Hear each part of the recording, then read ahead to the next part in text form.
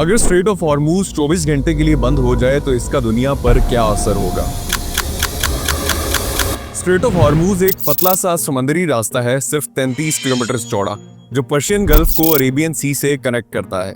ये ईरान और ओमान के दरमियान है और ये दुनिया के सबसे बिजी ऑयल रूट्स में से एक है। रोजाना लगभग 20 मिलियन बैरल्स ऑयल इस रास्ते से गुजरता है, जो दुनिया की टोटल ऑयल सप्लाई का 20% है। सिर्फ ऑयल नहीं, LNG भी इसी रास्ते से एक्सपोर्ट होती है।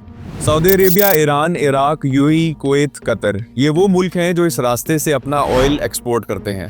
दूसरी तरफ China, Japan, India, south Korea, European union और पाकिस्तान इसी रास्ते से अपना ऑयल इंपोर्ट करते हैं। मतलब दुनिया का सबसे बड़ा ऑयल ट्रेड इसी रास्ते से होता है। इसी वजह से यहाँ काफी हैवी मिलिट्री प्रेजेंस भी होती है। यूएस नेवी के एयरक्राफ्ट कैरियर्स, ईरान के पेट्रोल बोट्स हर वक्त यहाँ मौजूद रहते हैं। मतलब अगर दुनिया एक कार है तो स्ट्रेट ऑफ हॉर्मूज उस कार का फ्यूल पाइप है। और अगर ये फ्यूल पाइप एक दिन के लिए यानी 24 घंटे के लिए बंद हो जाए तो इसका दुनिया पर क्या इम्पैक्ट होगा।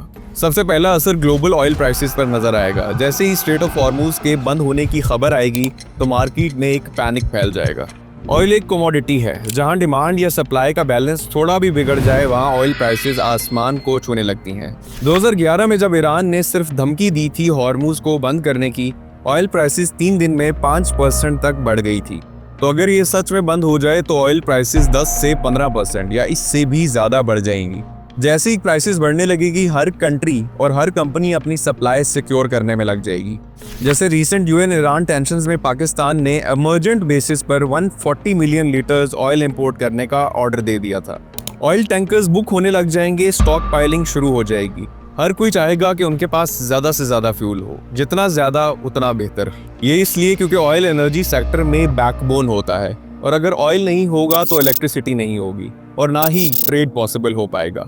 जब ट्रांसपोर्ट और फ्यूल महंगा हो जाएगा तो हर चीज की कीमत बढ़ जाएगी। राशन से लेकर मोबाइल फोन्स तक सब कुछ महंगा हो जाएगा। एक इन्फ्लेशन की लहर चल पड़ेगी जो हर मुल्क को इफेक्ट करेगी। इसके अलावा टैंकर्स जो ऑलरेडी इस रूट पर मौजूद हैं वो समंदर में फंस जाएंगे। पोर्ट्स पर कंजेशन हो जाएगा और डिलीवरी चेन टूट जाएगी।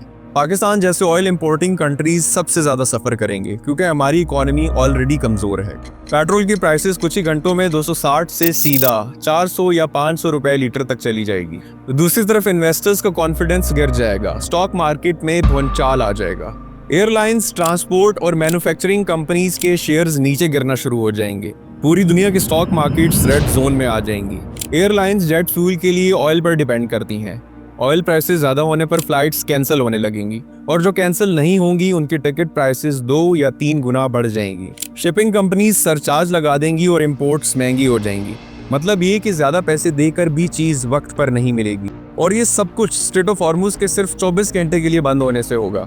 तो सोचो अगर ये रास्ता 24 घंटे की बजाय 1 हफ्ते या 1 महीने के लिए बंद हो गया तो किस हद तक दुनिया का निजाम बिगड़ कर रह जाएगा।